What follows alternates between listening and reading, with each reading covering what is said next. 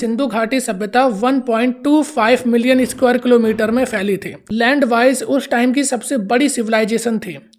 लेकिन धीरे धीरे क्लाइमेट चेंज की वजह से यहाँ पर ड्राइनेस बढ़ने लगती है, बारिश कम होने लगती है और कहीं पर ज़्यादा बाढ़ आने लगती है, जिसकी वजह से लोग ईस्ट की तरफ शिफ्ट करना शुरू कर देते हैं।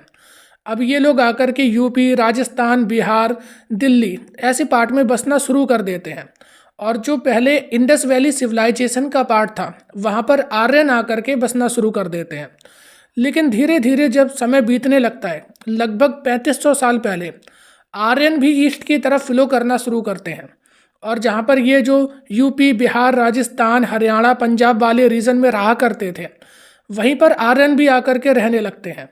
और इसी वजह से इस ज़मीन को नाम मिलता है आर्यवर्त, जहाँ पे आर्य रहते हों।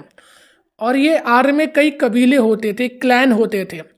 उन्हीं में से एक क्लैन था भरत वंश। जरूर इस क्लैन की जो शुरुआत थी वो भरत नाम के आदमी ने करी होगी। अब इसी भरत वंश में एक राजा थे सुदास।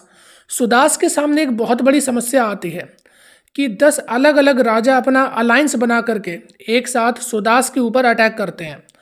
लेकिन सुदास अकेले ही इन 10 राजाओं को युद्ध में हरा देते हैं।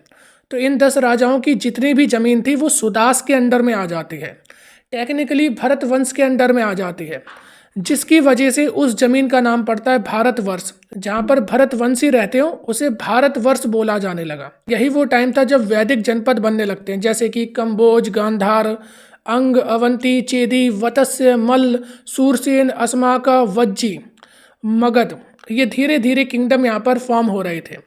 तभी ये जो क्लैन था भरत क्लैन, ये पुरु के साथ में मिल जाते हैं। दोनों यहाँ पर मर्ज करते हैं और कुरु क्लैन की नींव डालते हैं।